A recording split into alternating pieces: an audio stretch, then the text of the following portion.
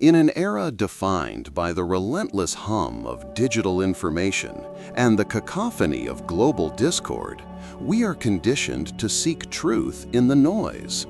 We analyze market fluctuations, dissect political rhetoric, and brace for the impact of geopolitical shifts, believing that the grand drama of our time is played out exclusively on the human stage.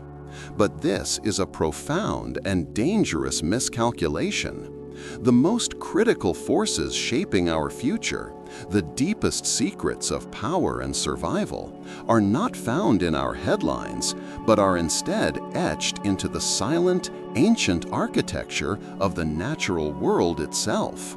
We are about to step beyond the familiar and into a realm of living strategy, where nature's most magical secrets are not whimsical tales, but brutal, elegant case studies in adaptation and dominance.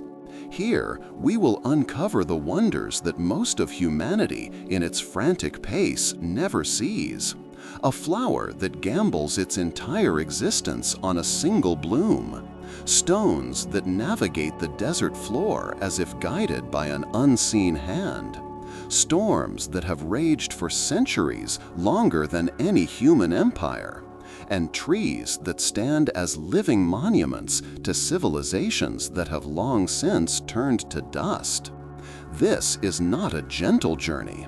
It is an urgent intelligence briefing on the planet we inhabit, a world far more complex and strategic than we have ever imagined. Our investigation begins not by looking up at the stars, but by looking down at the very ground beneath our feet. We dismiss it as mere dirt, the mundane stage for our cities and farms. Yet a single teaspoon of healthy soil can contain more living organisms than there are people on Earth. This is not an ecosystem. It is a subterranean metropolis, a teeming, frenetic universe in miniature. In that tiny measure of Earth, billions of microscopic entities, bacteria, fungi, protozoa, are engaged in a constant, high-stakes dance of creation and decay. This living network is the planet's invisible engine, the foundation of every terrestrial ecosystem. It tirelessly breaks down fallen leaves, recycles essential nutrients, and engages in complex chemical dialogues with the plant life above. Without this silent, diligent workforce, the entire chain of life on land would not just struggle, it would catastrophically collapse, triggering famine and ecosystem failure on a global scale. Today, international bodies and strategic analysts warn of a crisis of peak soil, a point at which the degradation of this vital resource threatens global food security. The health of this microscopic world is directly linked to the stability of nations. It is a geopolitical asset of incalculable value, a carbon sink more effective than many of our own technologies, and a biological library where scientists are still discovering entirely new forms of life, organisms that have never been named or studied. It is a sobering realization that beneath the sole of a single shoe lies a civilization so vast it dwarfs the entirety of humanity, quietly executing the functions that keep our world and our own species alive. But what happens when this foundation is compromised, when life finds itself in a nutrient-poor wasteland where the soil offers no sustenance? Nature's response is not surrender, but radical, predatory innovation. Consider the Venus flytrap. It is a plant that has transcended the traditional rules of its kingdom, becoming a hunter. Most plants move with a grace so slow it is imperceptible to us, growing and bending over the course of days or weeks. But some species have engineered mechanisms of astonishing speed, fast enough to ensnare an unsuspecting insect in the blink of an eye. The flytrap's leaves are not leaves. They are a biological snap trap, a perfectly calibrated killing machine. When an insect, drawn by nectar, brushes against the tiny trigger hairs inside the trap, it sets a timer. A single touch is ignored, a false alarm, perhaps a falling raindrop. But a second touch in quick succession confirms the presence of viable prey, and the plant's verdict is instantaneous. A rapid change in cellular water pressure slams the leaves shut in less than a second, a green cage from which there is no escape. To the insect, the world simply ends. This dramatic adaptation is a direct consequence of its environment. Thriving in soils stripped of essential nutrients, the flytrap evolved to hunt for the nitrogen it needs, turning prey into fertilizer. To witness it in action is to see a microcosm of strategic evolution, a living weapon forged by scarcity. A chilling reminder that in the unforgiving calculus of survival, life will always find a way to claim the resources it needs. From the instantaneous violence of the flytrap, we pivot to the opposite end of the strategic spectrum, a form of dominance achieved not through speed, but through near-eternal endurance. In the harshest, most desolate corners of the world, there stand living organisms so ancient that entire human civilizations have risen, reigned, and vanished into memory during their lifespan. The bristlecone pines of the American West are Earth's silent chroniclers, with some individuals having survived for more than 4,000 years. They grow at a glacial pace, twisted into gnarled sculptural forms by millennia of wind, ice, and snow. Their weathered bark speaks of unimaginable resilience, but within their core lies something far more significant, a living biological record of every single year that has passed. Each ring tells a story of wet years and dry years, of fire, frost, and placid seasons. These trees have outlasted empires by mastering the art of strategic retreat. In brutally harsh years, they allow parts of themselves to die back, conserving energy to survive, only to grow again when conditions improve. To stand in their presence is to be humbled by a life force that began its journey before the Great Pyramids of Giza were constructed. A silent witness that is still, against all odds, quietly unfurling new leaves, spring after relentless spring. These are not merely ancient trees, they are invaluable data archives. Through the science of dendrochronology, their rings provide us with high-resolution climate data from a past that predates human records, information that is now critical for modeling our own planet's volatile future. Their silent testimony, locked away for millennia, now informs our most urgent geopolitical decisions on climate change, resource management, and global stability. The intricate strategies for survival and dominance extend far beyond mere endurance or predatory adaptation. In the relentless global competition for life, the battlefield often shifts from the purely physical to the psychological, where the ultimate prize is not just resources, but absolute control.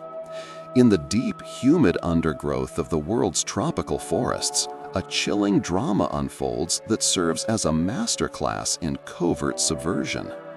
The Ophiocordyceps fungus, a seemingly simple organism, is a master of neurological warfare. When its spores infect an unsuspecting ant, it does not immediately kill its host. Instead, it initiates a hostile takeover of its central nervous system. The fungus spreads its tendrils, its mycelium, throughout the ant's body, releasing a cocktail of chemicals that systematically rewrites its behavior. The infected ant, once a loyal member of its colony, is compelled by an irresistible alien urge to abandon its kin and its duties. It is driven, as if in a trance, to climb to a high, exposed perch on a leaf or stem, a location the fungus has calculated with terrifying precision. There, in this final, elevated position, the fungus delivers its coup de grace, killing its host. From the ant's head, a fungal stalk erupts, a grim monument that releases a fresh shower of spores onto the unsuspecting colony below, ensuring the continuation of its lineage. To an observer, this act seems like something from science fiction, but its strategic implications are profound. The ant is no longer an individual. It is a weapon, a biological drone hijacked and piloted by a foreign power to be used against its own.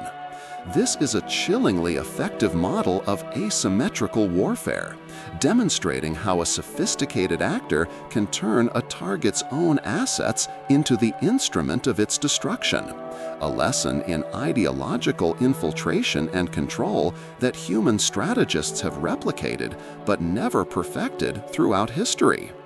But where the cordyceps fungus represents a terrifying level of precision and strategic control, other events in the natural world serve as a stark reminder of systemic chaos, of forces so powerful they can tear an organism from its native element and deposit it, bewildered and doomed, in a world where it cannot survive. In the small town of Lloro in Honduras, residents have a name for such a phenomenon: the lluvia de peces, or the rain of fish. Several times a year, typically following intense thunderstorms that darken the sky, the townspeople emerge to find small, live fish flapping in the streets and fields, miles from any significant body of water. The overall mood points to powerful waterspouts or tornadic activity over nearby rivers or coastal waters. Vortexes strong enough to lift fish from their aquatic environment, carry them for miles within storm clouds, and drop them along with the torrential rain. While some locals have viewed it as a recurring miracle, its strategic lesson is one of profound volatility. The rain of fish is a perfect, if surreal, example of a black swan event, a high-impact, hard-to-predict incident that is far beyond the realm of normal expectations. It is a powerful metaphor for the interconnectedness and fragility of global systems, where a localized disturbance in one domain can trigger bizarre and unforeseen consequences in another. It is the atmospheric equivalent of a flash crash in the stock market or a sudden supply chain collapse, a visceral illustration that our neat models of cause and effect are often inadequate in the face of nature's immense, chaotic power. If the rain of fish teaches us about the shock of sudden displacement, another, far quieter strategy demonstrates how to survive a crisis that is not sudden but absolute and inescapable: the slow, killing advance of winter. In the far northern latitudes, certain creatures have mastered a form of survival that borders on resurrection. The wood frog of Alaska, for instance, faces a season where temperatures plummet and the world freezes solid. It cannot flee and it cannot fight. Instead, it executes a strategy of temporal retreat. As the frost sets in, the frog allows up to 2/3 of its body to turn to ice. Its heart stops beating, its blood ceases to flow, its brain activity flatlines. By any conventional definition, it is dead. Yet it holds a secret defense. High concentrations of glucose and urea flood its cells, acting as a natural cryoprotectant, an antifreeze that prevents the formation of lethal ice crystals that would otherwise shred its cellular structure. In this state of suspended animation, the frog endures the months-long deep freeze. When spring finally returns and the world thaws, a remarkable reversal occurs. The frog's frozen tissues soften, its heart flickers and begins to beat again, and within hours it hops away as if nothing has happened. This is more than mere endurance. It is a form of strategic hibernation, a conscious exiting from a hostile timeline. It is a lesson in resilience that corporate and national strategists understand well. During a brutal economic recession or a period of intense geopolitical pressure, the wisest move is often to scale back, protect core assets, and enter a state of metabolic slowdown, preserving strength not for the current struggle, but for the inevitable spring that follows. These intricate biological strategies, however, are dwarfed by the raw, untamable energies that govern the planet itself, forces that operate on a scale of power that renders human conflicts and technological achievements almost insignificant. At any given moment, at this very second, lightning is flashing somewhere on Earth. Scientists estimate that roughly 8 million strikes occur every single day, more than 90 bolts of plasma per second. Each bolt is an event of unimaginable power. In an instant, the air around it is superheated to over 30,000 degrees Celsius, a temperature hotter than the surface of the sun. This sudden, violent expansion of air is what creates the concussive shock wave we call thunder. But lightning is not merely a destructive force, it is a fundamental agent of creation. This raw electrical discharge plays a critical role in the planet's chemistry, breaking apart atmospheric nitrogen molecules and allowing them to combine with oxygen, forming compounds that fall to the Earth in rain. This nitrogen fixation is essential for fertilizing the soil, providing the nutrients that form the very base of our food chain. Lightning, therefore, embodies a profound duality. It is a force of instantaneous, chaotic destruction, yet it is simultaneously a cornerstone of life's continuity. It is the ultimate expression of creative destruction, a constant, violent rebalancing of the planet's atmospheric charge. A powerful reminder that in natural systems, as in human history, periods of violent upheaval are often the necessary precursor to renewal and growth. The universal laws of power and survival are not only written in fire and ice, they are forged in the relentless, forward-moving drive for expansion. In the grand calculus of life, stasis is equivalent to death. The core imperative is to move, to adapt, and to conquer new domains where resources are plentiful and competition is scarce. This strategic ambition can be seen in its most nascent and dramatic form in the tidal zones and swamplands of Asia and Africa. Here, the mud skipper, a species of fish, is executing a biological maneuver that our own distant ancestors once did. It is leaving the water and learning to walk on land. Using its powerful pectoral fins as crude but effective legs, it pulls itself across mudflats, hunting for food and evading aquatic predators in a realm its competitors cannot enter. It has evolved the ability to breathe through its skin and the lining of its mouth, a critical adaptation that allows it to exploit an entirely new operational theater as long as it remains moist. This is not merely an evolutionary curiosity, it is a live-action case study in strategic pioneering. The mud skipper is an amphibious vanguard, the spearhead of a biological invasion from sea to land. Its actions are analogous to a nation or a corporation developing a disruptive new technology to enter and dominate an untapped market. It represents a calculated risk, a move beyond the known world and its established rules, driven by the timeless strategic understanding that the greatest rewards often lie just beyond the frontiers of the familiar. This fundamental drive for expansion can scale from a single ambitious creature to the level of an entire subcontinent. There are forces in nature so vast, so deeply integrated, that they do not merely adapt to their environment, they actively engineer it, shaping the climate of a continent as a matter of strategic self-preservation.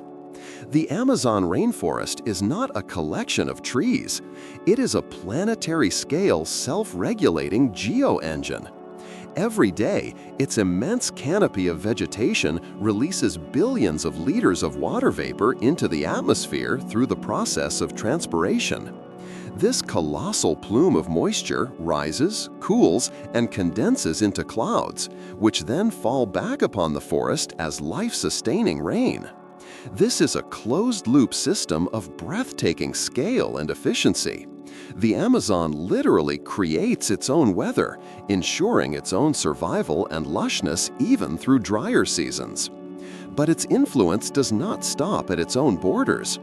This process generates massive atmospheric currents of moisture, dubbed flying rivers, that are transported thousands of kilometers away, influencing rainfall patterns and supporting agriculture in distant regions of South America. The geopolitical implications of this are staggering. The ongoing deforestation of the Amazon is not merely an environmental tragedy, it is an act of systemic destabilization. The overall mood of every vast, visible system like the Amazon shaping our world from above, there exists another that operates in total darkness, a hidden architecture of power flowing silently and unseen beneath the waves. Far below the ocean's sunlit surface, where the pressure is immense and the darkness absolute, great rivers still flow. These are not rivers of fresh water, but powerful, channeled currents of denser, saltier, or sediment-laden water that snake along the seafloor for hundreds of kilometers. In the Black Sea, one such underwater river has carved its own channel, complete with banks and floodplains, a ghostly echo of its terrestrial counterparts. These deep ocean flows are the hidden circulatory system of the planet, a subterranean logistics network transporting heat, nutrients, and minerals across the globe. Their movement shapes the seabed, influences global ocean circulation, and has a profound, if delayed, impact on the climate we experience on the surface. They are a powerful reminder that the most consequential systems are often the ones that operate out of sight. They are analogous to the unseen fiber optic cables carrying the world's data, the dark pools of finance that dictate market movements, or the covert intelligence flows that shape international politics. The surface world of waves and weather is merely the visible effect of these deeper, more powerful causes. A testament to the fact that to truly understand the world, one must first map its hidden currents. Nature's strategies, however, are not always about constant flows or permanent, colossal structures. Sometimes the most effective strategy is one of extreme, calculated patience, of lying dormant for years, even decades, waiting for the one precise trigger to unleash an overwhelming and decisive burst of activity. In the most arid deserts on Earth, such as the Atacama in Chile, the landscape can appear utterly lifeless for years on end. But the soil is not empty. It is a repository of strategic potential, hiding millions of seeds that lie in a state of suspended animation. They are a botanical sleeper cell waiting for a single rare environmental signal, a soaking rain. When that signal comes, the response is immediate and explosive. Within days, the barren, cracked earth is transformed into a vibrant carpet of color. Thousands of plants germinate and bloom in near-perfect synchrony, a biological blitzkrieg designed to overwhelm pollinators and maximize the chances of reproduction within a brutally short window of opportunity. This superbloom is a masterclass in strategic opportunism. It is the principle of conserving all energy and resources for a single, concentrated, and decisive moment of action. Before the searing heat inevitably returns, the plants wither, having scattered their seeds to lie in wait for the next cycle. It is nature's proof that in the most hostile and resource-scarce environments, victory often belongs not to the consistently active, but to the patiently opportunistic, those who understand that timing is not just a factor in success, but the most critical factor of all. Beyond the reactive strategies of movement and opportunistic timing, there exists a more profound and enduring expression of power, the ability to create and sustain an oasis of stability in the midst of a world defined by hostility and chaos. In the unforgiving art of survival, the deliberate creation of a sanctuary is the ultimate strategic act. In the planet's most frigid regions, the advance of winter is an absolute and non-negotiable sentence of death or migration from most life. Yet, in defiance of this rule, certain lakes refuse to freeze. Fed by the warmth of subterranean springs or possessing depths so profound that their thermal mass resists the surface cold, these bodies of water remain liquid sanctuaries in a world locked into ice. They are not merely geological quirks. They are critical strategic assets, life-giving citadels in a frozen wasteland. As the surrounding landscape becomes uniformly hostile, these unfrozen lakes become vital choke points, concentrating the region's surviving wildlife. Birds, mammals, and other creatures are drawn to these isolated pockets of open water to drink and feed, creating a temporary high-stakes ecosystem where the drama of life and death plays out with heightened intensity. These lakes are a powerful natural metaphor for the role of neutral territories in times of war, or special economic zones in times of global recession. They demonstrate a fundamental principle of systems under stress. Any point of stability, no matter how small, inevitably becomes a center of gravity, attracting resources, shaping the behavior of all surrounding actors, and holding an influence far greater than its physical size would suggest. But what if a sanctuary is not found, but meticulously constructed? What if life itself, through a relentless, decentralized, and collective effort sustained over millennia, could erect a fortress of such continental scale that it becomes a defining feature of the planet, visible even from the vacuum of space? This is the story of the coral reef. What we perceive as a single, vibrant, rock-like structure is, in fact, a living metropolis, built by the accumulated skeletons of countless billions of tiny animals called coral polyps. Each individual polyp, no bigger than a grain of rice, secretes a hard exoskeleton of calcium carbonate. Generation after generation lives, builds, and dies upon the foundations of the last, engaging in a decentralized, collaborative mega-project that spans centuries. There is no central architect, no master plan. The reef's immense and complex structure is an emergent property of billions of organisms following a simple set of rules. It is a breathtaking example of swarm intelligence, a living testament to the power of bottom-up organization. Structures like the Great Barrier Reef in Australia are the largest living things on Earth, a civilizational-scale achievement by a non-sentient life form, providing food and shelter for thousands of species, and acting as a critical barrier that protects coastlines from the erosive power of the ocean.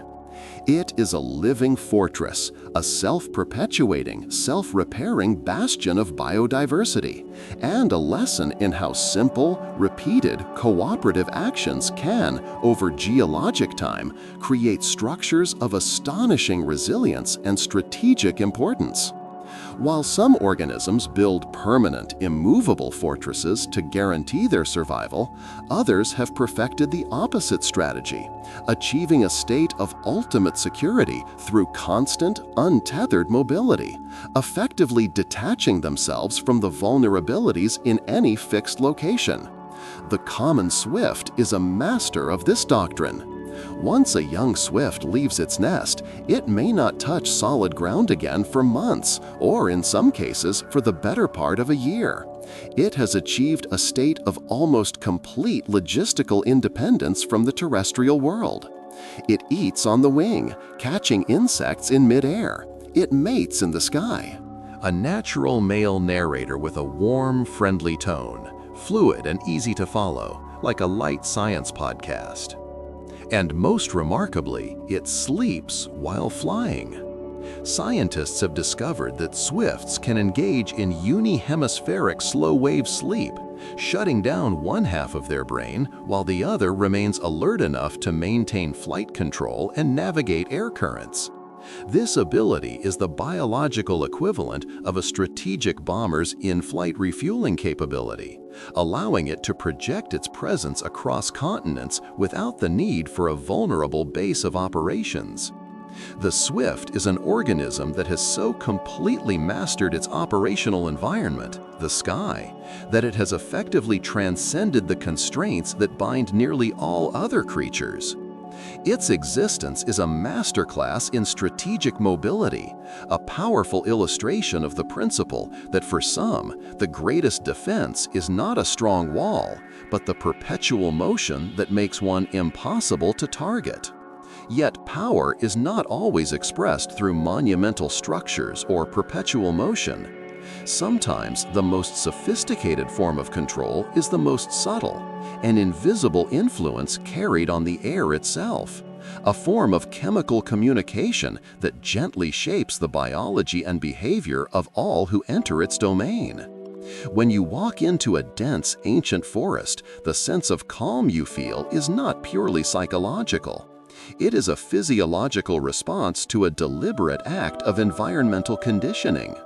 The trees around you are constantly releasing airborne organic compounds called phytoncides, a key part of their immune system designed to protect them from pests and diseases. But when humans and other animals inhale these compounds, they have a measurable effect on our biology. They can lower stress hormones, reduce blood pressure, and even boost the production of our own immune system's frontline defenders. In Japan, the practice of mindfully immersing oneself in this environment is known as Shinrin-yoku, or forest bathing, and it is prescribed as a form of preventative medicine. The overall mood is not coercing, it is influencing. It is actively managing its immediate sphere, creating a healthier, more resilient ecosystem for itself and, as a byproduct, for the other organisms within it. It is a quiet, chemical diplomacy that demonstrates that sometimes the most profound control is not asserted through force, but is welcomed as a gift. The overall mood is not only expressed in the subtle management of environments or the calculated mastery of mobility. At its most fundamental and spectacular level, power is the ability to create and to destroy, to reshape the very map of the world through acts of violent geological force. When an undersea volcano erupts with sufficient intensity, it can breach the ocean's surface, birthing a completely new island from molten rock and ash. This is the rawest form of territorial genesis, an act of sovereign creation. In 1963, the world watched as an eruption off the coast of Iceland did just that, creating the island of Surtsey. This was not just a geological event, it was a real-time experiment in nation-building, starting from a sterile, steaming blank slate. Over the subsequent years and decades, scientists have observed the slow, arduous process of colonization as winds, currents, and birds brought the first seeds, insects, and microbial life to its shores. This process holds a powerful parallel to modern geopolitics, particularly in the context of disputed maritime territories, where nations build artificial islands to create new facts on the ground or in the water. These man-made islands, like Surtsey, begin as barren outposts. The immense strategic challenge then becomes establishing a viable, self-sustaining ecosystem upon them, whether biological or military. The volcano, in this sense, acts as a geopolitical agent, forcefully creating new sovereign territory and reminding us that the world map is not static, but is subject to violent and unpredictable revision from the forces beneath. If a volcano demonstrates the power to create new territory from nothing, then an even more profound power may lie in the ability to recover from near-total destruction, to regenerate what has been lost, and restore full operational capacity in the face of what should have been a fatal blow. Certain species in the animal kingdom possess a level of resilience that borders on the miraculous, challenging our fundamental understanding of biological limits. If a salamander loses a leg, it does not simply heal, it grows a new one, perfect in every detail: bones, muscles, nerves, and skin. Some of these amphibians can even regenerate damaged portions of their heart, their eyes, or their spinal cord. The starfish possesses a similar, almost alien capability. A lost arm is readily regrown, and in some species, an entirely new starfish can be regenerated from a single severed limb, provided a piece of the central body remains. This is not healing, it is complete operational restoration. This ability stems from reservoirs of specialized stem cells that can differentiate into any tissue type the organism requires. Strategically, this represents the ultimate form of resilience. It is the biological blueprint for a nation's ability to rebuild its industrial base and social fabric after a devastating war, or a corporation's capacity to reconstitute itself after a catastrophic market collapse. For any complex system, whether biological or political, the ability to not just survive, but to fully regenerate from catastrophic damage is the holy grail of long-term strategic viability. The forces that shape our world, however, are not always sudden, violent, or regenerative. Some of the most powerful and transformative agents of change operate on a timescale so vast their movement is imperceptible to a human observer, yet their impact is absolute, continental, and irreversible. The overall power of the glacier. Though they appear as static, frozen monuments, glaciers are constantly in motion, flowing like impossibly slow rivers of ice under the relentless pull of gravity. Their speed may be measured in mere centimeters a day, but their power is that of a geological superweapon. As they move, they act as planetary-scale terraforming engines, grinding mountains into fine powder, carving deep U-shaped valleys, and transporting billions of tons of rock and sediment across entire landscapes. They are a lesson in the efficacy of patient, inexorable force. While human strategy is often obsessed with speed and decisive short-term victories, the glacier demonstrates that the most profound and lasting changes are often the result of a slow, steady, and unyielding pressure. It is a perfect metaphor for the great, slow-moving forces of human history. The demographic shifts that redefine nations, the gradual economic currents that erode and build empires, and the incremental technological changes that ultimately reshape civilization itself. The glacier reminds us that the most powerful actor in the room is not always the fastest, but the one with the most persistence. While glaciers reshape the world through brute kinetic force, another geological process reveals that the creation of something truly extraordinary and valuable often requires the precise opposite, not relentless pressure, but millennia of perfect, undisturbed stability.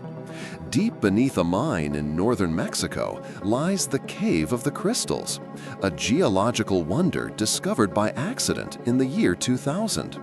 It is a chamber that feels like a portal to another world. Inside are the largest natural crystals ever found on Earth, gleaming, translucent beams of selenite gypsum, some reaching over 15 meters in length and weighing many tons. These crystalline giants grew over hundreds of thousands of years in mineral-rich water that was held at a miraculously constant and stable temperature. This environment was a geological incubator, a perfect, unchanging womb that allowed for this slow, flawless crystallization. The cave itself is incredibly hostile to human life, with scorching temperatures and near-total humidity, requiring protective suits for entry. This paradox is telling. The precise conditions required to create an object of unique and transcendent value are often rare, fragile, and dangerous. The cave is a metaphor for the innovation greenhouses of human civilization, the rare periods and places of political, economic, and social stability that have allowed for once-in-a-millennium breakthroughs in science, philosophy, and art. It suggests that while chaos and pressure can forge resilience, the creation of true, breathtaking wonder requires a level of patience and stability that our own turbulent world can seldom provide. The grand strategies of life are not confined to the actions of individual organisms contending with a hostile environment. In many cases, the most powerful and resilient entities on this planet are not individuals at all, but vast interconnected communities that operate through hidden networks of intelligence, logistics, and resource sharing. They create a collective power that far exceeds the sum of their individual parts. Beneath the quiet solitude of the forest floor lies such a system, a covert network of breathtaking complexity. Fungi form immense webs of thin threads, known as mycelium, that connect the root systems of different trees and plants, often across vast areas. This is not a random entanglement. It is a highly sophisticated subterranean intelligence and logistics network, a wood-wide web. Through this biological internet, plants can share vital resources.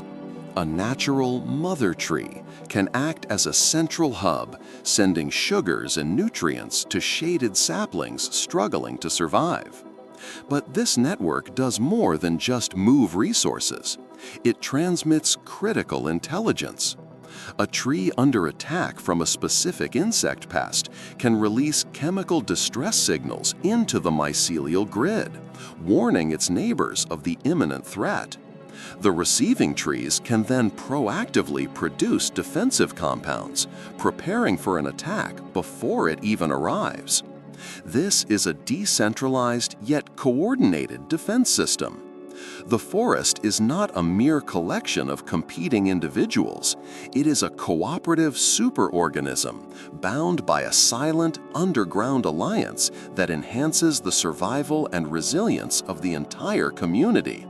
A lesson in the strategic power of covert cooperation and shared situational awareness. If the forest floor hides a secret network defined by grounded cooperation, some ecosystems have adopted the opposite strategic approach, achieving security and autonomy not through deep-rooted interconnection, but through complete, untethered mobility. In certain lakes and vast wetlands, entire sections of the shoreline, complete with tangled roots, soil, and vegetation, can break free and drift away. Over time, these mats can become home to grasses, shrubs, and even fully mature trees, transforming into self-contained floating islands. These are nomadic ecosystems, sovereign entities that are no longer bound by a fixed geographic location. Some are small enough to be moved by the wind, while others are large enough to host a thriving miniature forest, providing a mobile sanctuary for birds and insects, safe from land-based predators. These floating forests are a powerful metaphor for mobile breakaway states or autonomous seafaring communities. They represent a radical strategy of achieving security by physically detaching from the established order and its inherent vulnerabilities. By becoming mobile, they trade the stability of a fixed position for the defensive advantage of unpredictability and isolation. Their very existence challenges our fundamental assumptions about the permanence of place and the definition of territory, demonstrating that sometimes the ultimate freedom is the freedom to drift.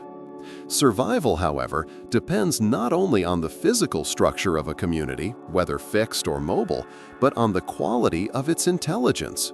In the perpetual high-stakes conflict of the natural world, the ability to perceive a hidden layer of reality that is completely invisible to your competitors provides an almost unassailable strategic advantage. The human eye is a remarkable instrument, but it is tuned to only a narrow sliver of the electromagnetic spectrum. We are blind to the vast realms of information that lie beyond it. The butterfly, however, operates with a superior form of sensory intelligence. Its complex eyes possess photoreceptors for additional colors, including ultraviolet light. This allows it to see a world overlaid with a dimension of data that is inaccessible to us. To the butterfly, a simple yellow flower may appear as a complex landing pattern of UV nectar guides, a glowing bullseye pointing directly to its fuel source. The wings of other butterflies, seemingly plain to us, can be covered in brilliant ultraviolet signals, broadcasting information about health, species, and readiness to mate. This is a textbook case of information dominance. The butterfly is processing a layer of intelligence about resources, allies, and rivals that gives it a decisive edge.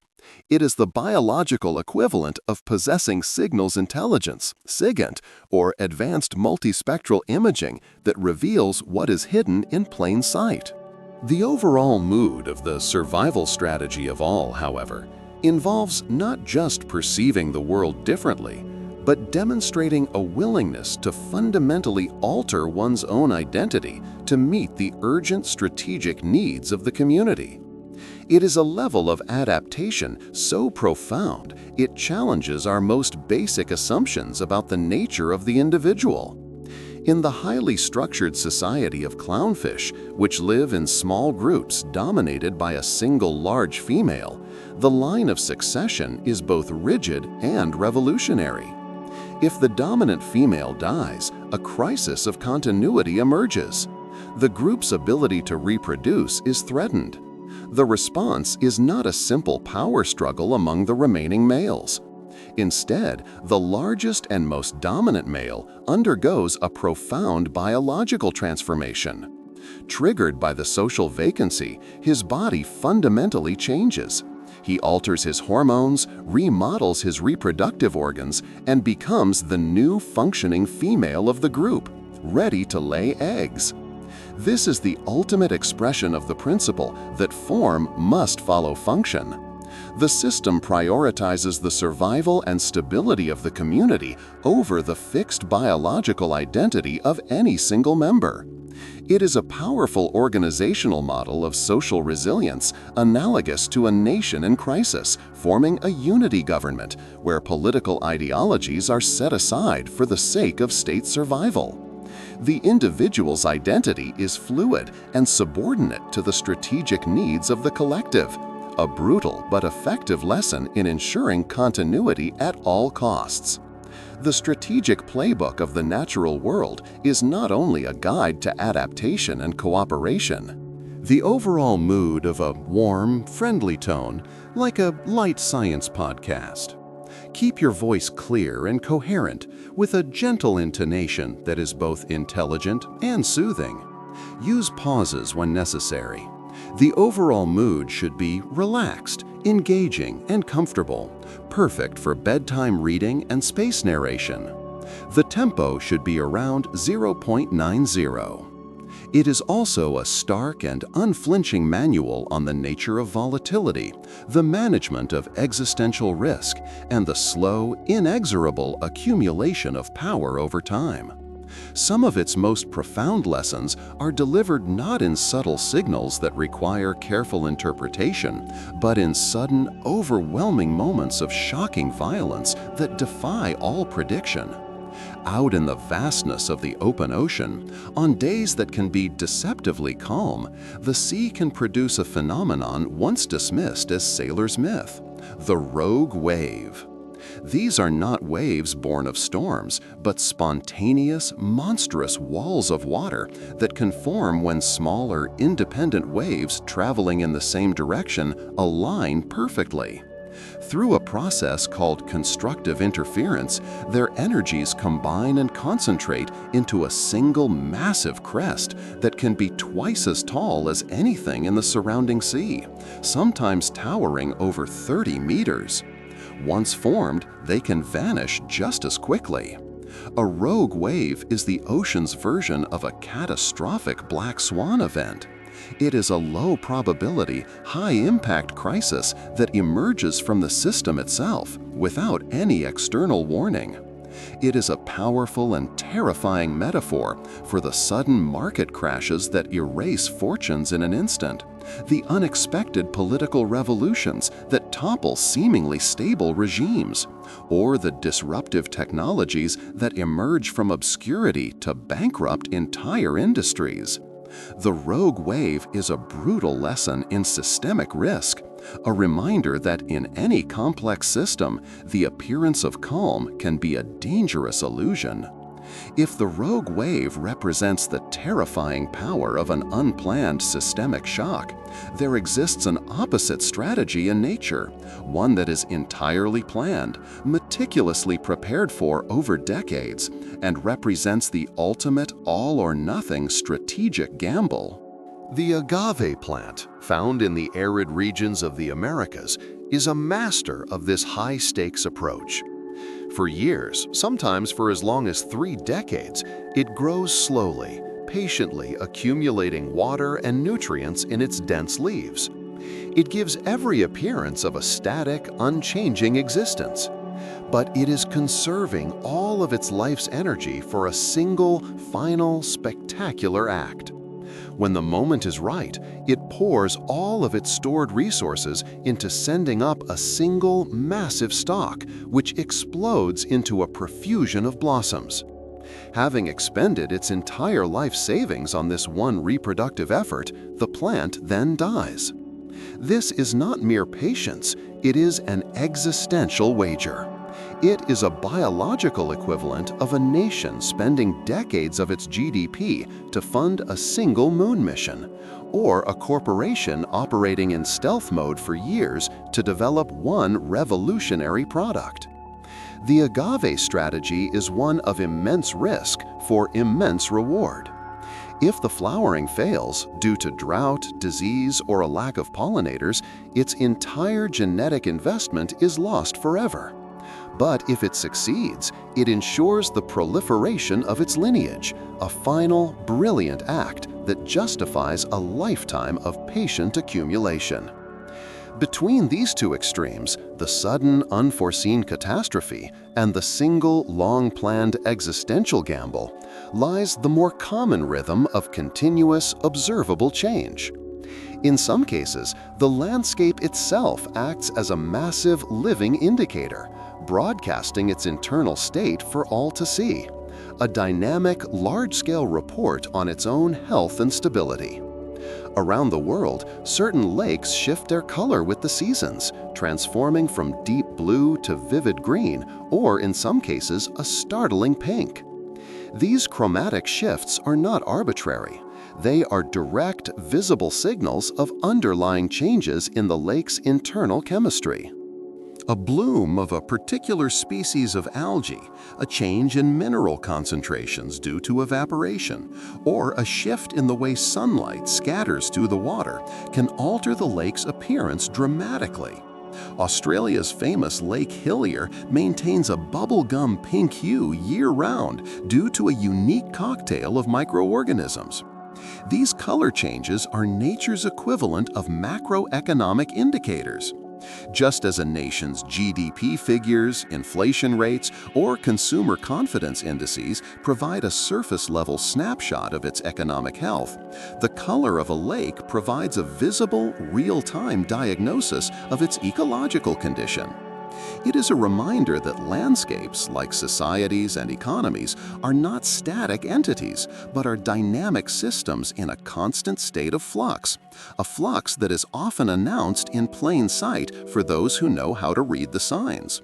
While some systems signal their constant internal changes, others follow a different, more intimidating trajectory, a path of slow, relentless, and seemingly unending growth, where dominance is achieved not through speed, adaptation, or opportunism, but through the sheer compounding weight of an extended existence.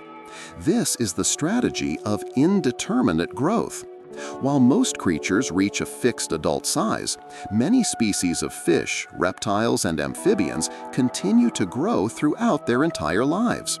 Provided they have enough food and can avoid injury or predators, a saltwater crocodile or a giant catfish will become larger and more formidable with each passing year. In this model, age and size are directly and brutally correlated with power and dominance. The largest individuals in these populations are, by definition, the oldest. They are the apex predators, the undisputed rulers of their domains, who have accumulated decades of survival experience. This is a potent metaphor for the power of legacy institutions, long-reigning autocratic regimes, or entrenched monopolistic corporations.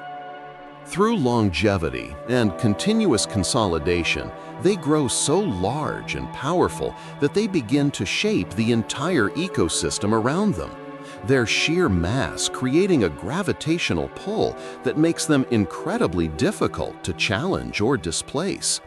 It is a powerful lesson in how unchecked, continuous growth can, over time, become its own form of unassailable strategic advantage.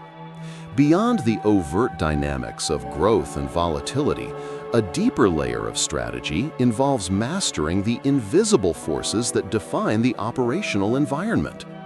The most successful actors are often not the strongest or the fastest, but those who possess a superior understanding of the terrain, an innate ability to navigate it with precision, and the profound foresight to prepare for its inevitable periods of scarcity. Encircling our planet is such an invisible force, a magnetic field, imperceptible to humans, that serves as a silent, global infrastructure for countless species.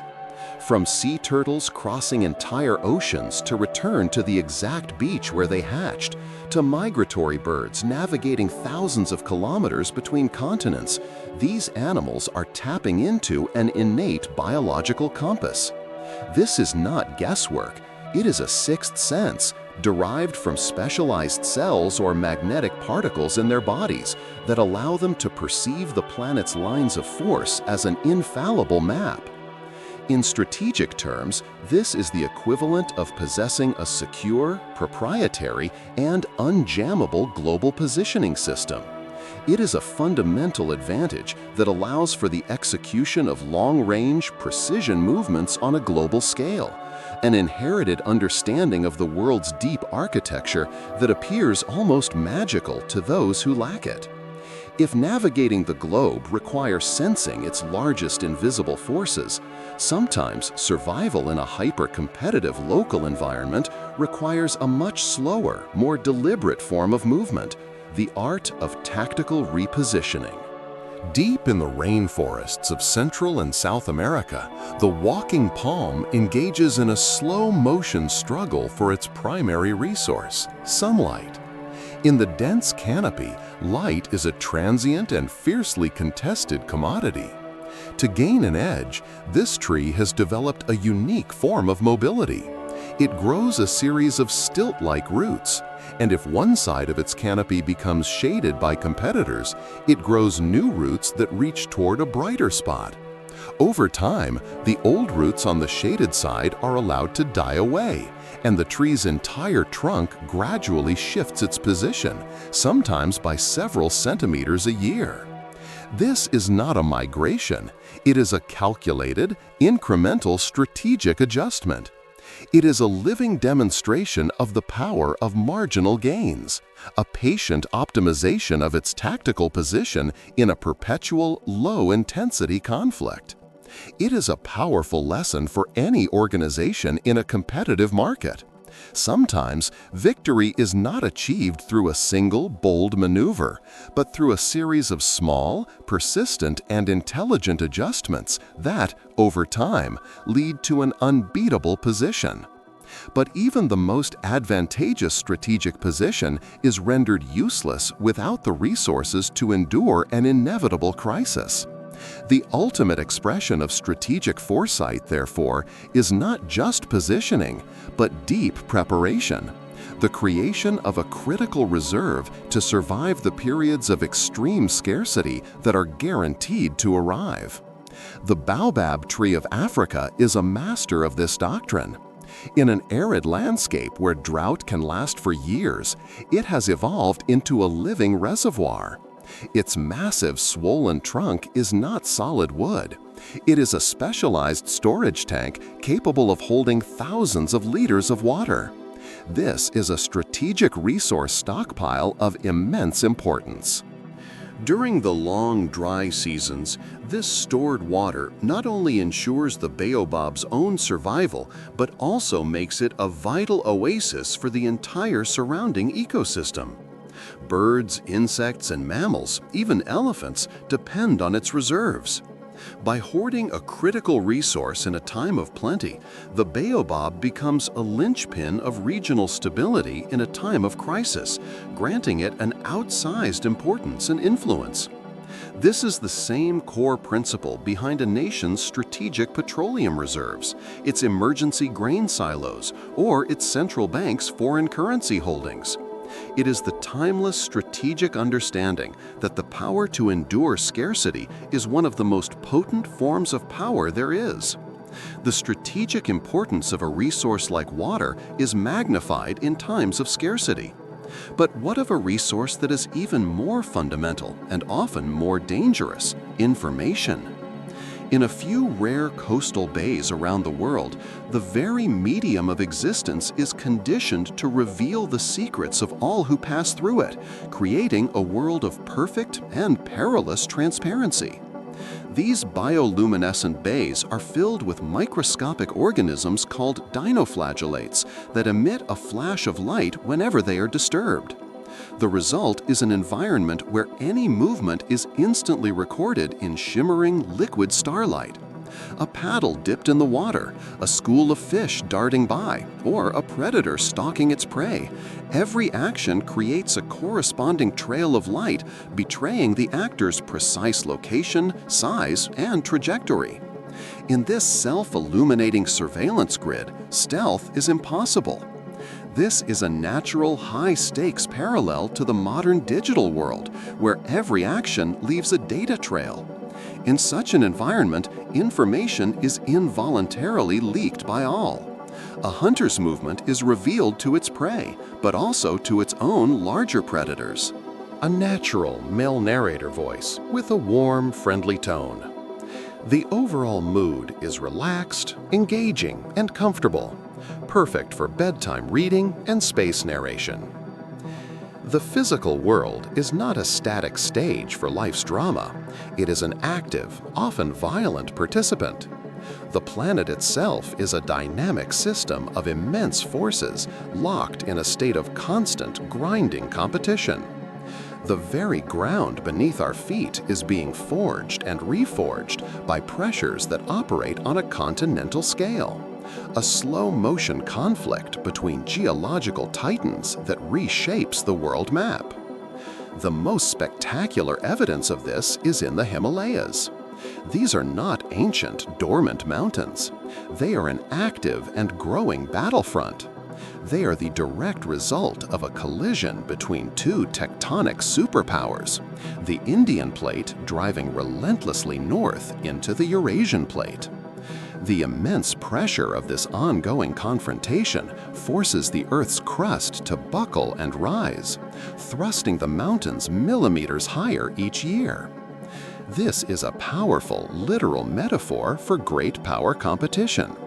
The two plates are rival blocks, and the Himalayas are the violent, elevated frontier, the shatter zone created by their immense and unabated pressure. Though erosion constantly works to wear the mountains down, the upward force of the collision is greater. The strategic lesson is clear. When the underlying pressure of a conflict is sustained and immense, it will continuously create new, elevated, and often unstable realities along the contested frontier, a dynamic that defines the history of both geology and geopolitics. The overall mood of strategic mastery is perfect for bedtime reading and space narration. While these tectonic forces clash in the open, reshaping the highest peaks on Earth, another form of strategic mastery involves not confronting a rival directly, but thriving in an environment so hostile, so fundamentally deprived of a key resource, that no rival can even enter the theater of operations. For most creatures on this planet, the absence of oxygen is an immediate death sentence.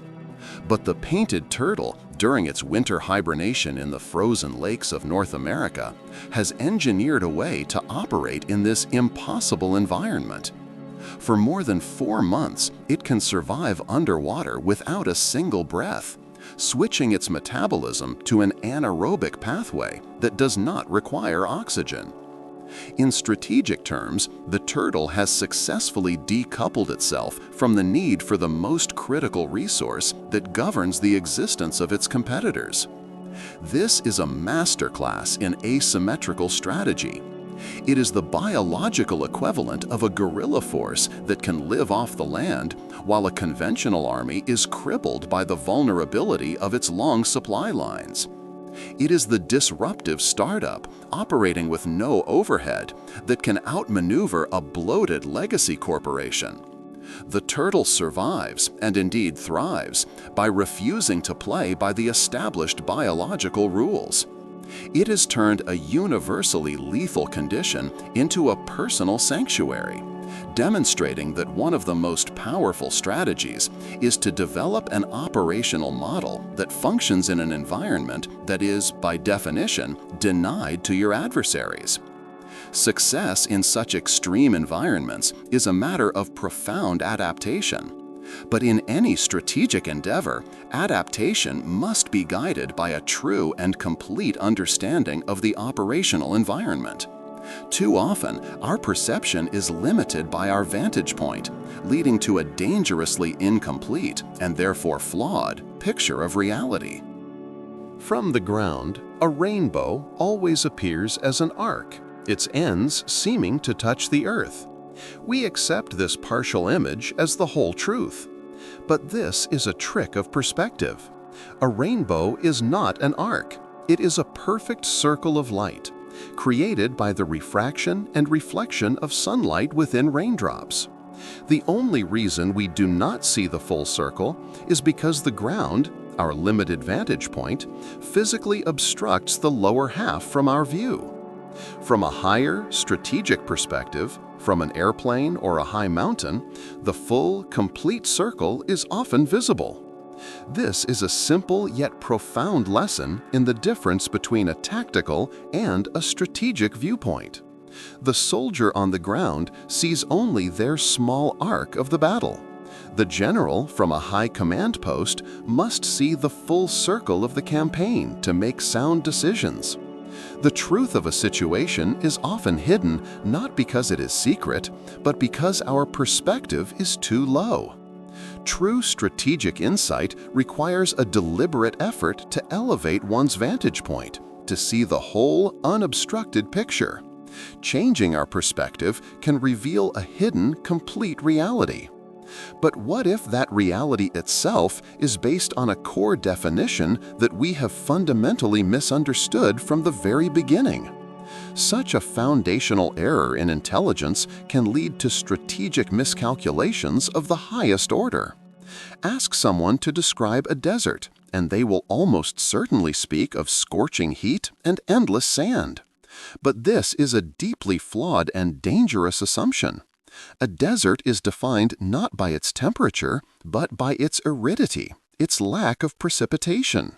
By this correct definition, the two largest deserts on Earth are not hot, but are in fact the coldest places on the planet, the Arctic and the Antarctic polar deserts. Antarctica is the coldest, driest, and windiest continent, a frozen landscape of immense strategic importance. It is a vital platform for scientific research, a critical regulator of global climate, and a repository of data about our planet's past locked deep within its ice. By clinging to our flawed hot sand archetype, we fundamentally mischaracterize this vital continent and risk underestimating its geopolitical significance. It is a powerful reminder that our most dangerous vulnerabilities often lie in our most unexamined assumptions. The first duty of any strategist is to rigorously challenge the core definitions upon which their entire worldview is built, because if the foundation is wrong, the entire structure is destined to collapse. The world is governed by fundamental, seemingly unbreakable laws of physics, biology, and the relentless forward arrow of time.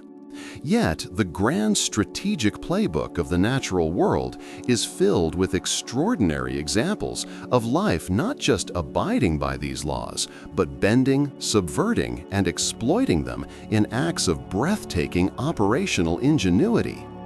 A certain coastal cliffs, under specific atmospheric conditions, a fundamental law appears to be momentarily overthrown.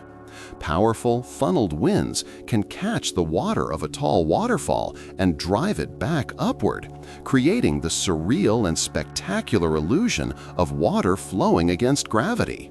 For a few fleeting moments, the river appears to reverse its course, its spray streaming into the sky.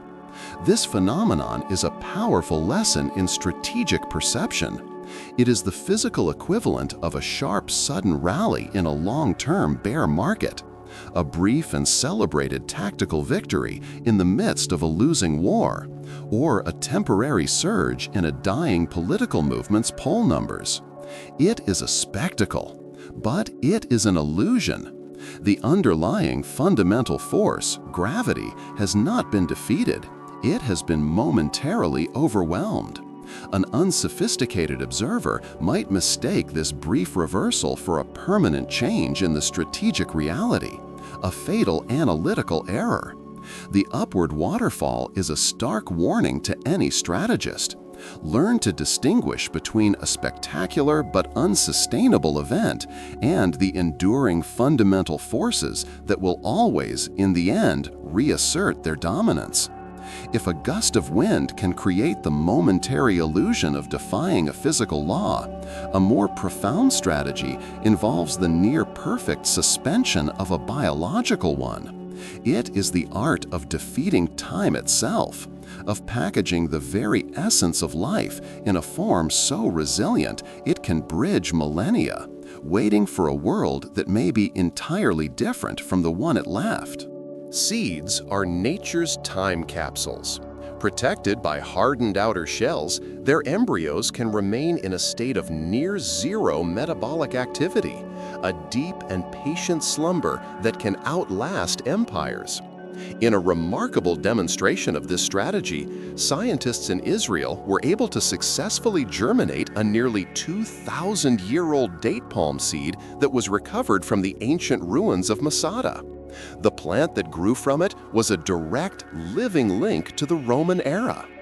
This is not mere survival. It is a strategy of deep preservation, the creation of a biological time capsule. This seed is a dormant asset, a highly compressed information package of genetic code designed to wait out centuries of unfavorable conditions. It is the natural equivalent of the monks who painstakingly preserved classical texts through Europe's Dark Ages, or the modern Svalbard Global Seed Vault, which cryogenically protects the world's agricultural heritage against a future catastrophe. It is a profound bet placed on a distant future, a strategy that ensures that even if a civilization or an ecosystem collapses, its most vital information can be redeployed when the world is ready for it. While some strategies focus on preserving a single, precious genetic blueprint across the ages, another, far more aggressive strategy focuses on mass-producing a successful design in the here and now, scaling up with a speed and efficiency that sacrifices diversity for sheer numbers. This is the strategy of the clone. Many organisms, from simple freshwater hydras to more complex animals like starfish, can reproduce asexually, creating exact genetic copies of themselves. A hydra can simply bud off a miniature version of itself, while a starfish can regenerate an entire new body from a single severed limb. In a stable and predictable environment, this is an overwhelmingly powerful strategy for rapid expansion. It is nature's version of mass production or a successful corporate franchise model. When you have a design that is perfectly adapted to current conditions, replication is far more efficient than the genetic lottery of sexual reproduction. However, this efficiency comes with a catastrophic strategic vulnerability. A population of clones is a genetic monoculture. Lacking diversity, every single individual is susceptible to the same threat. A single new disease or a subtle change in the environment could trigger a systemic, non-survivable collapse. It is a timeless lesson in the critical trade-off between efficiency and resilience, a warning that the strategy that allows for the fastest expansion is often the one most vulnerable to a single, unanticipated shock. The inherent risks of such a uniform, static strategy highlight the supreme importance of timing and adaptation. The most sophisticated biological strategists, therefore, do not rely on a single fixed operational model. Instead, they possess a kind of internal clock, a sophisticated intelligence function that allows them to synchronize their most critical actions with the predictable fundamental rhythms of their world. Many plants demonstrate this ability through a process called photoperiodism. They can precisely measure the changing length of the day. This internal clock allows them to distinguish between the deceptive chaos of short-term weather, a sudden warm spell in late winter, a freak frost in early spring, and the infallible long-term signal of the changing seasons. A chrysanthemum will only flower when it detects that the nights have reached a certain critical length, a reliable indicator that autumn has arrived. This is a form of high-level environmental intelligence. The plant is making a critical strategic decision when to commit its resources to reproduction based not on volatile short-term data, but on a reliable cosmic signal, the unchanging axial tilt of the Earth. The overall mood of grand strategy for any leader or organization. Base your most critical, long-term decisions not on the noise of the daily news cycle or the panic of the quarterly report, but on the deep, structural, and predictable trends that truly shape the future. The strategic lessons of the natural world extend beyond the dimension of time and into the raw, unforgiving realms of pure power and extreme pressure. Nature demonstrates a masterful understanding of potential energy, holding forces of almost unimaginable scale in a state of delicate, temporary suspension. A single large thundercloud, seemingly ethereal as it drifts across the sky, can hold millions of tons of water, a mass far greater than that of an entire mountain.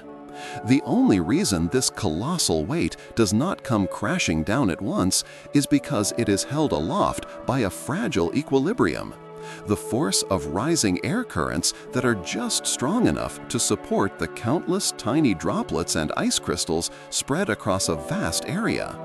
This is a perfect, large-scale model of a suspended threat. The cloud is a strategic weapon of mass effect, a payload of immense kinetic potential held in reserve. Its deployment contingent on a subtle shift in atmospheric conditions. It is the geopolitical equivalent of a massive army poised on a nation's border, held in check only by a fragile diplomatic truce. It is the financial bubble, inflated to unsustainable levels, supported only by the updraft of market confidence.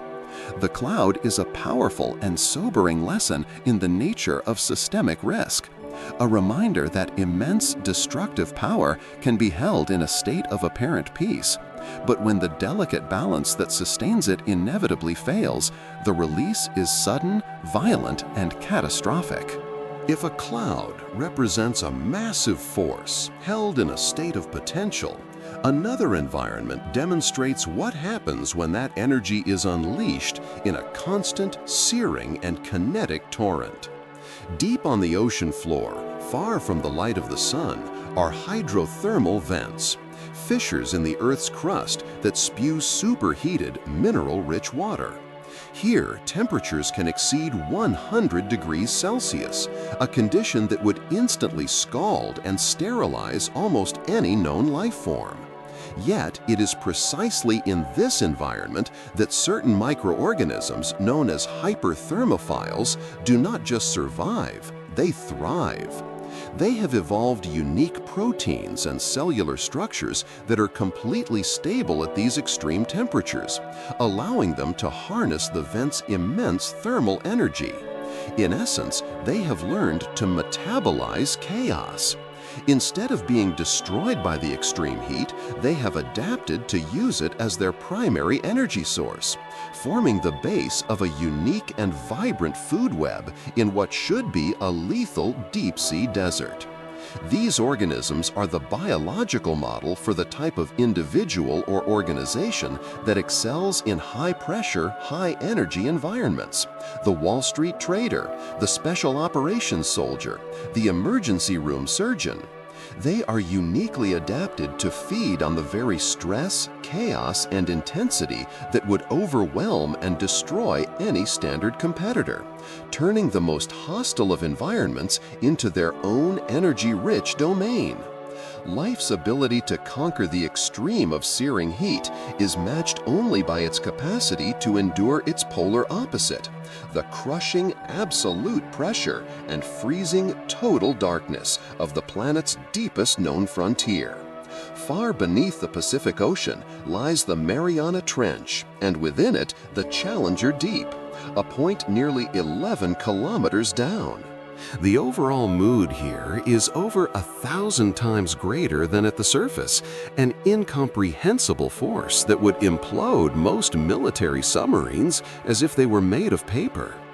The darkness is absolute, a void untouched by a single photon of sunlight for billions of years.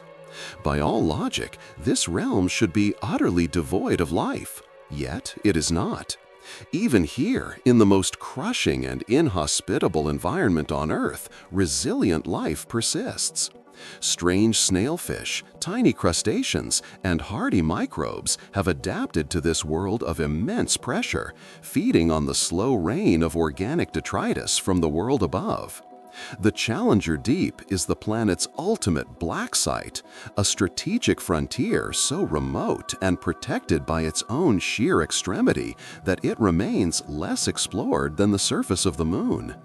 It is a profound lesson in the vastness of the unknown, a reminder that the planet's deepest secrets are guarded not by walls or weapons, but by an environment so fundamentally hostile that only the most radically adapted can ever hope to penetrate it. In this crushing world of absolute and eternal blackness, a new and fundamental strategic problem emerges. How does one hunt, hide, or communicate when the most common sensory input, vision, is completely useless?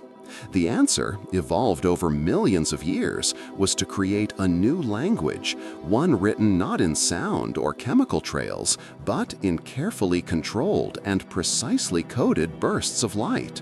Many deep-sea creatures, from fish to squid, have mastered the art of bioluminescence, producing their own light in the dark.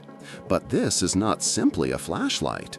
Species like the lanternfish are covered in specific glowing patterns that act as a form of biological IFF, an identify friend or foe system, allowing them to recognize their own kind in the void. Others, like the flashlight fish, can blink their light-producing organs in rhythmic pulses, creating a form of deep-sea Morse code. In an environment of perfect stealth, any emission of light is both a powerful tool and a profound vulnerability. It can attract a mate or lure prey, but it can also reveal your position to a larger predator. Therefore, the language of light in the deep is one of subtlety and encryption, a silent, flickering ballet that conveys complex information in a high-risk, information-denied environment. It is the natural world's own masterclass in the development of secure communications.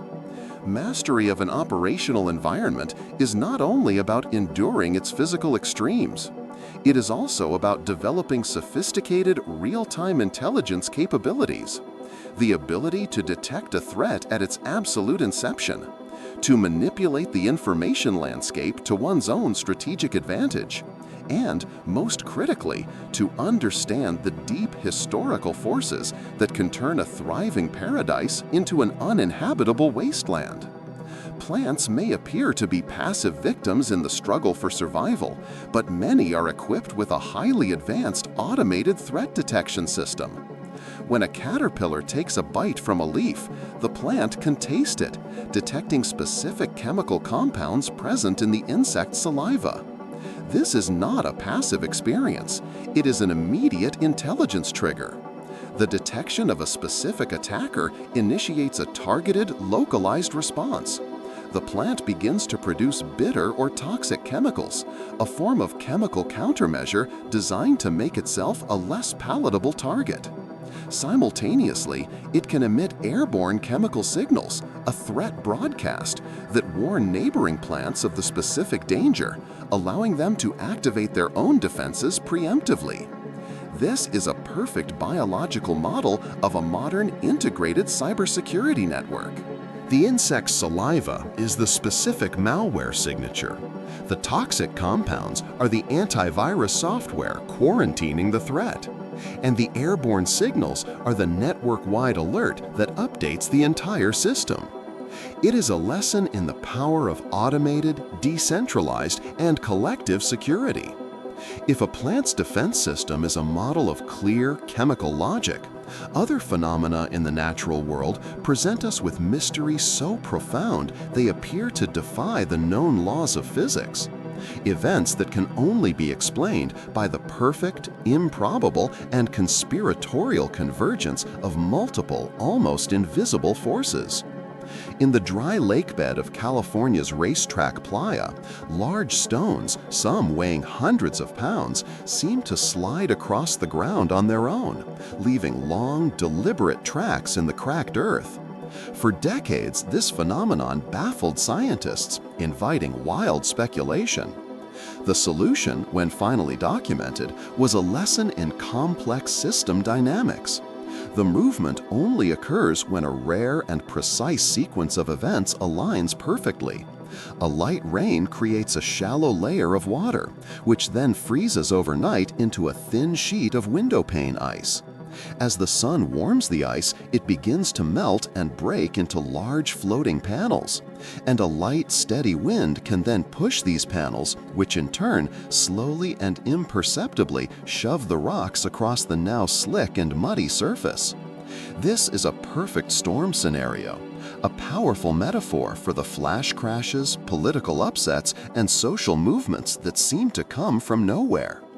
It is a critical strategic warning that the most dramatic and consequential events are often not the result of a single, large, and obvious cause, but of the unpredictable alignment of multiple, small, and seemingly insignificant environmental factors.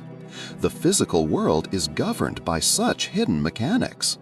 The overall mood is not only information, and the most sophisticated actors are those who can not only interpret signals, but can actively create and manipulate them, turning the very soundscape of their territory into a tool of deception and influence.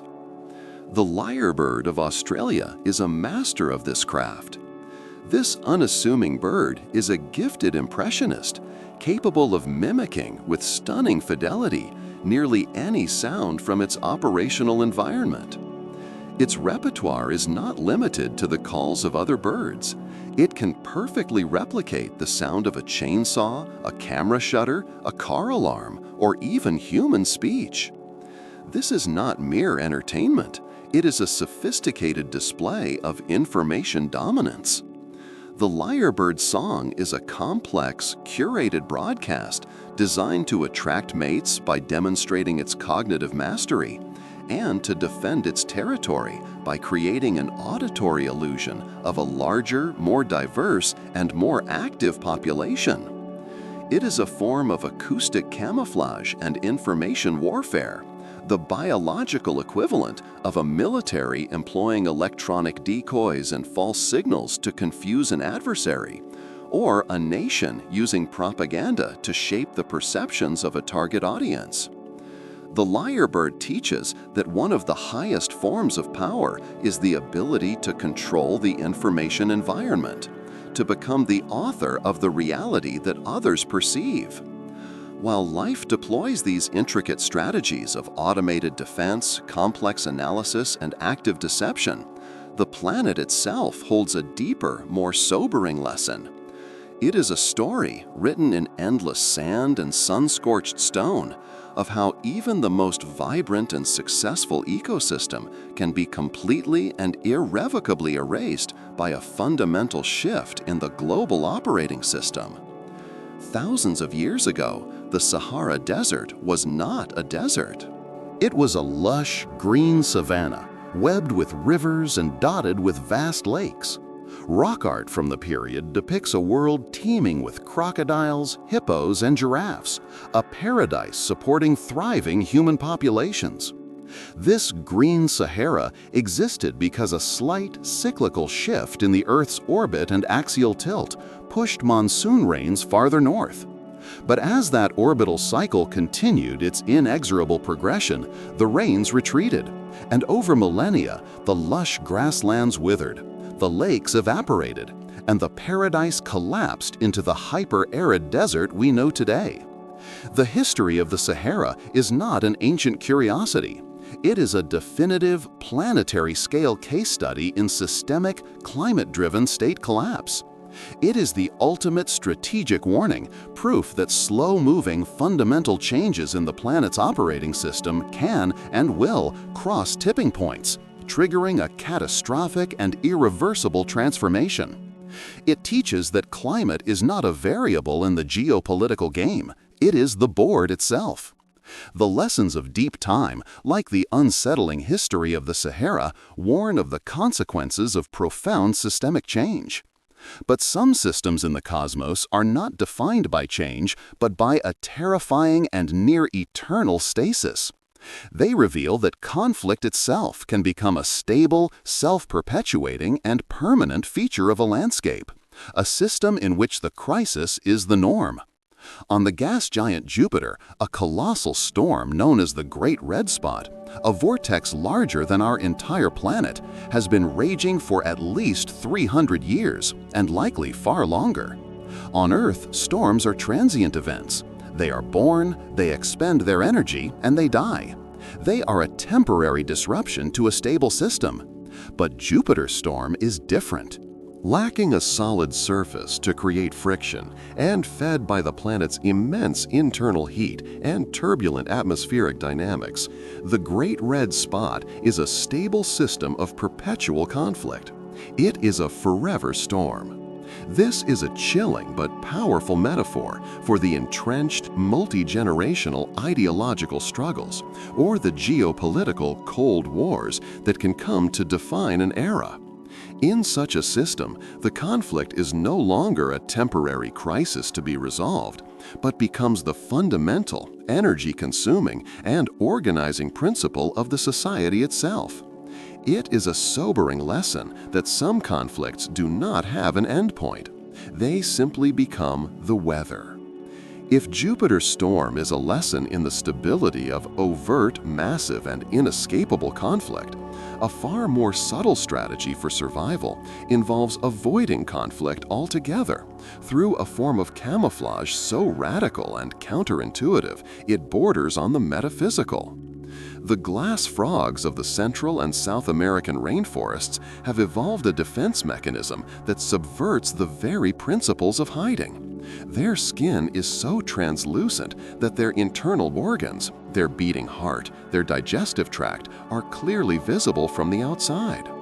When resting on a leaf, they can enhance this effect by strategically shifting red blood cells from their capillaries into their liver, making their skin even more transparent and allowing them to blend almost perfectly into their green leafy background. This is not hiding in the conventional sense. This is a radical act of strategic transparency. The frog defeats a predator's search algorithm not by concealing itself, but by revealing itself so completely that it ceases to register as a solid, opaque object. It is a brilliant form of counter-surveillance, analogous to a political organization that practices such radical internal transparency that there are no secrets for an adversary to expose, or a company whose open source model makes corporate espionage irrelevant. By making itself paradoxically visible, the frog becomes functionally invisible. Survival, however, is not always a matter of defense, whether through enduring a perpetual storm or mastering the art of transparency. It is often about the efficient and timely mobilization of internal resources on a massive scale. A logistical feat of converting a low-value, diffuse asset into the concentrated energy required for strategic growth and expansion. In the great forests of North America, the sugar maple tree performs such a feat every spring. As winter thaws, a change in pressure within the tree begins to pump sap through its vessels. A single mature tree can produce hundreds of gallons of this fluid in a season. But this sap is a low-concentration resource. It is mostly water with only a hint of sugar. It can take over 40 liters of raw sap to produce a single liter of valuable maple syrup. In strategic terms, the tree is engaging in a massive-scale mobilization of a low-grade resource. This is the biological equivalent of a national economy collecting tax revenue from millions of individuals, each a small contribution, to fund a major infrastructure project, or a mining company processing tons of low-grade ore to extract a few ounces of precious metal. It is a fundamental lesson in logistics, the art of gathering a vast, dilute resource and efficiently refining it into the concentrated, high-energy fuel needed to power the next critical phase of operations. In the tree's case, the explosive growth of new leaves. The overall maple tree mobilizes a fluid that is the very definition of life-giving energy. The earth can also produce rivers that are the absolute antithesis of life. They are not pathways of transport or sources of sustenance for a wider ecosystem, but are instead natural, impassable barriers of lethal, weaponized force. Deep in the Peruvian Amazon, there is a river known to locals as Shanai Timpishka, which translates to boiled with the heat of the sun. Fed not by volcanic activity, but by a deep geothermal fault line, the river's water can reach temperatures near 100 degrees Celsius, hot enough to cook any animal that falls into it. The river winds for kilometers through the jungle, shrouded in a constant veil of steam. This is not an ecosystem, it is a zone of exclusion. The river functions as a natural area denial weapon. Its strategic value is not in the life it supports, but in the life it prevents. It is an impassable defensive line, a natural scorched earth barrier. It is a powerful metaphor for the man-made systems designed to achieve the same effect. The heavily fortified border, the comprehensive economic embargo, the corporate cybersecurity firewall, or the military minefield. It is a stark reminder that the strategic landscape is shaped not only by the things that foster life and movement, but also by the barriers that deny them. The Earth's strategic manual is not written only in overt displays of power and defense. Some of its most profound and subtle lessons are found in the radical adaptations that life makes when it enters a new and unchangeable reality, and in the elegant, almost mathematical principles that govern efficient growth and long-range expansion. In the deepest, lightless caves on Earth, certain species are born into a world of absolute and eternal darkness. The Mexican blind cavefish, for instance, has, over generations, completely lost its eyes. But this is not a story of degradation. It is a masterclass in strategic divestment and intelligent resource reallocation. In an environment where vision is a useless and biologically expensive asset, the cavefish has divested, allowing its eyes to vanish. It has then taken that conserved energy and reinvested it into enhancing the sensors that do matter in its new operational theater, its senses of touch and vibration, which allow it to detect the faintest water movements to find food and navigate in total blackness.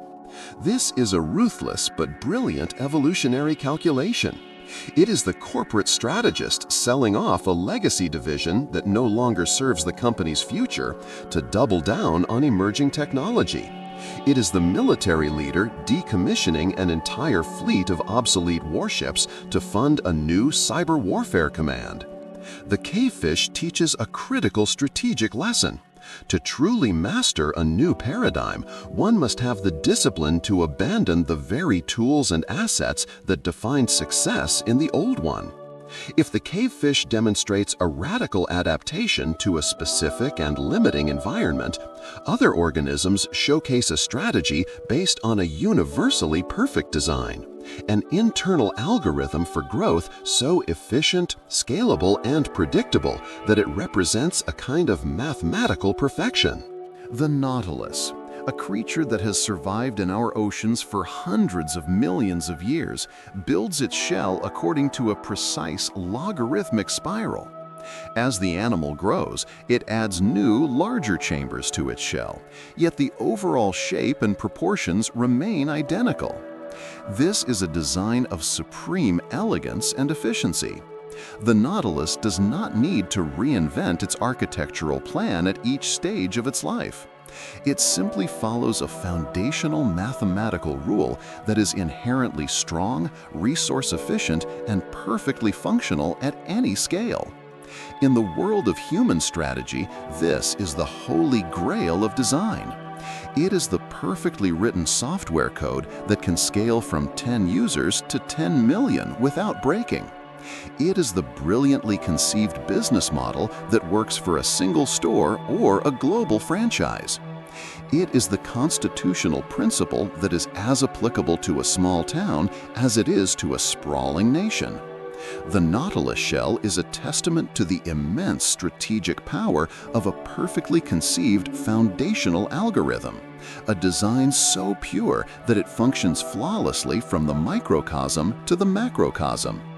While the Nautilus embodies a perfect, predictable, and internal order, the very edges of our own world are beginning to show signs of an unpredictable and emergent new order. High in the atmosphere, more than 80 kilometers above the ground, at the frontier between the Earth and space, delicate, ghostly clouds sometimes appear, shimmering with a silvery blue light long after the sun has set. These are noctilucent clouds, the highest in our atmosphere, formed from ice crystals clinging to minuscule dust particles. They are so high that they are illuminated by sunlight from far beyond the horizon. For centuries, they were a rare and mysterious sight. But in recent decades, they have been growing more frequent and brighter, a phenomenon scientists believe may be linked to systemic changes in our atmosphere, possibly driven by increased methane, which produces water vapor at high altitudes. These beautiful clouds are, in effect, an unintended high-altitude indicator of systemic change. They are a ghostly signal from the very edge of the system, a subtle but persistent early warning that the fundamental chemistry of our world is shifting. They are the geopolitical equivalent of a fringe economic report that correctly predicts a coming recession, a lesson that the first signs of profound, system-wide change often appear not in the noisy center, but at the quiet, sensitive, and distant peripheries.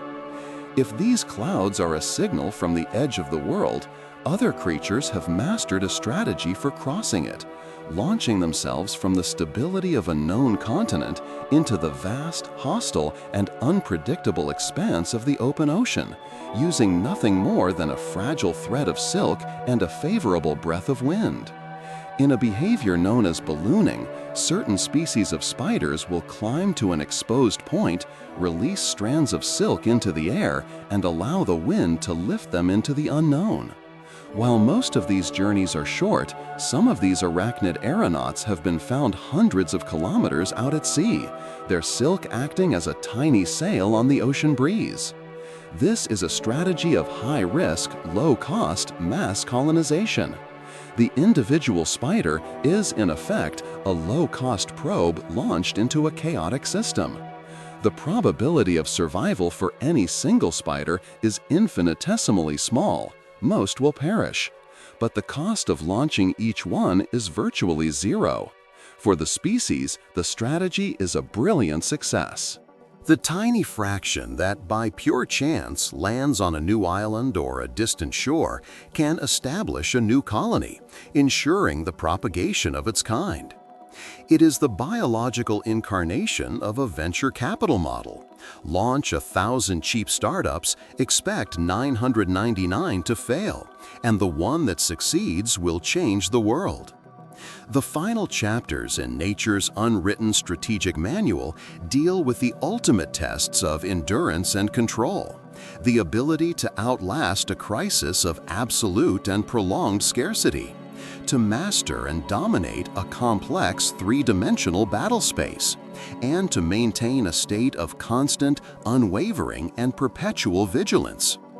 In the lightless, nutrient-poor cave systems of Europe, a pale salamander known as the alm has perfected a strategy of extreme endurance that borders on a living stasis. In its environment, food is an incredibly rare and unpredictable event. To survive, the alm has mastered the art of extreme metabolic austerity. It can drastically slow its biological functions to a near standstill, remaining almost motionless for years and surviving for up to a decade without a single meal. This is not hibernation. It is a conscious, strategic entry into a state of near-zero energy expenditure. It is the biological equivalent of a hermit kingdom nation, sealing its borders and reducing its economic activity to a bare minimum to survive crippling sanctions, or a zombie corporation that ceases all innovation and expansion, using its minimal cash flow only to service debt. The alm strategy is not to win or to compete. It is simply to not lose. Its entire existence is a bet that it can outlast the famine, that its own clock can tick slower than the clock of the crisis, ensuring it is the last one standing when resources eventually return. If the alm represents survival through a state of near total inaction in a low-energy environment, the great kelp forests of the world's oceans showcase the diametrically opposite strategy: survival through rapid, explosive growth and the creation of a complex, three-dimensional, and resource-rich operational environment. Off the coasts of many continents, giant kelp, a type of algae, can grow at a phenomenal rate, sometimes over half a meter a day, reaching up from the seafloor to create a dense, submerged canopy. This is not just a forest, it is a vertical empire. The kelp fronds create a complex, multi-layered battle space, a world of verticality with endless avenues for attack, retreat, and ambush. For the thousands of species that call it home, this forest is a living fortress and a bustling metropolis. This is a powerful lesson in three-dimensional area control. It is the natural world equivalent of urban warfare, where victory depends not on controlling a flat piece of ground, but on mastering the vertical complexity of a city block. It is analogous to the layered architecture of cyberspace, where conflict occurs on multiple levels simultaneously. The kelp's rapid growth is a form of aggressive, forward-deployed infrastructure development, quickly establishing a favorable and complex strategic terrain where none existed before. Mastery of the physical terrain, whether through minimalistic endurance or the creation of a complex vertical fortress, is a powerful strategic advantage. But in a world of constant threat and fleeting opportunity, an even greater advantage is the ability to eliminate the universal vulnerability of downtime, to maintain a state of perpetual readiness and awareness, even during periods of essential rest. The frigate bird, a master of the open ocean, can stay aloft for weeks at a time without landing. The overall mood is relaxed, engaging, and comfortable, perfect for bedtime reading and space narration. The tempo should be around 0.90. To achieve this, it has perfected the art of sleeping on the wing, but it does so in a way that maintains constant operational awareness. Like the Swift, it can shut down one half of its brain at a time, but its execution of this ability is a lesson in perpetual vigilance. While one hemisphere sleeps, the other remains fully alert, scanning the environment, navigating air currents, and watching for both threats and opportunities, like the sight of other predators diving on a school of fish. The frigate bird is never truly offline. It is the biological incarnation of a 24/7 global operations center, like NORAD's command post, which maintains constant surveillance of the skies, or a global investment bank's follow-the-sun trading desk that never ceases to monitor the markets. It is the principle of the watchful eye that never closes, a state of unbroken low-level alertness that allows for an instantaneous and decisive switch to a high-threat or high-opportunity response. This state of constant vigilance is an internal, deliberate strategy. But sometimes large-scale systems and even inanimate landscapes can produce their own signals unintentionally, broadcasting information about their internal state and composition to any actor with the sensory capability to listen. In certain sandy deserts around the world, a strange and haunting phenomenon can occur. A steady wind blowing over dunes composed of sand grains of a specific size and shape can cause the entire dune field to vibrate, producing a deep, resonant humming sound, a singing or booming that can carry for miles. This song is not made for any purpose. It is an unintended informational byproduct, an emergent acoustic signature of a physical process. The precise pitch and volume of the sound is a direct indication of the sand's composition and the wind's velocity. The overall mood of science, through the unwritten doctrines of power, survival, and strategy, comes to its conclusion. We have moved from the silent, cooperative intelligence of the subterranean network to the perpetual, lonely vigilance of the bird that never fully sleeps. We have witnessed the slow, grinding, continent-shaping power of the glacier and the explosive, opportunistic blitzkrieg of the desert superbloom. We have decoded the lessons in a reversed waterfall's fleeting illusion and in the deep time patience of a seed that outlasted an empire.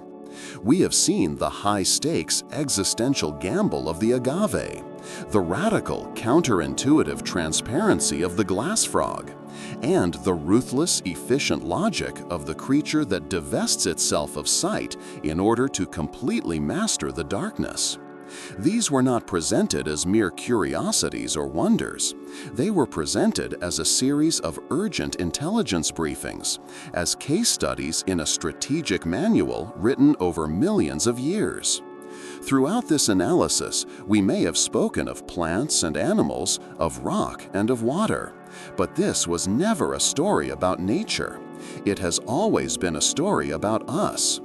The strategies we have observed of asymmetrical warfare, of decentralized intelligence, of systemic resilience, of information dominance, of long-term resource planning, and of catastrophic climate-driven collapse are not clever metaphors. These are the fundamental, unchangeable laws of the planetary operating system in which our own fleeting economies, political structures, and civilizations are embedded. We study our own history, our markets, and our wars as if they were unique and sophisticated inventions. But the truth is, every strategy we have ever conceived and every challenge we have ever faced has been preempted, perfected, tested, and executed with far greater elegance and brutality by the natural world over a timescale we can barely comprehend. The world is not a passive backdrop for human history. It is an active, dynamic, and intensely strategic environment, governed by a logic that is as beautiful as it is unforgiving. To ignore its lessons, to misunderstand its stark warnings about systemic risk, to underestimate its core principles of adaptation and resilience is the ultimate and most dangerous strategic failure. The final truth, etched into every living cell, every geological formation, and every atmospheric current, is this: we are a part of this system, and we are subject to all of its rules, whether we understand them or not. In this grand planetary game, the stakes are not quarterly profits or territorial advantage. They are absolute. The briefing is now complete. The world outside awaits, filled with these hidden forces, these silent struggles, and these timeless strategies. Now you have the intelligence to see them.